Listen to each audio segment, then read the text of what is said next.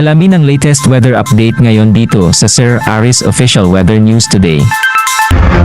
Makikita natin na tatlong weather systems na nakaka-apekto sa ating bansa. Ang northeast monsoon ay magdadala pa rin ng mga pulupulong or mga mahihirang pag-ulan, partikular na sa may area ng Batanes at Babuyan Island. Samantalang itong easterlies o yung hangin nagmumula sa karagatang Pasipiko ang magdadala naman ng mga pag-ulan, partikular na dito sa may silahang bahagi ng Visayas at gayon sa may area ng Mindanao.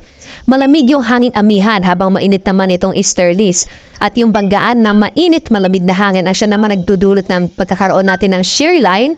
At ito magdadala naman ng mga pag-ulan, partikular na sa bahagi naman ng mainland Cagayan kasama yung Kalinga, Apayao sa Cordillera at ang area naman ng Aurora sa may bahagi ng Central Luzon. Asahan natin yung potensyal ng mga katamtaman na sa kuminsan malalakas sa mga pag-ulan dito sa may silangang bahagi ng Northern and Central Luzon dulot ng shear line.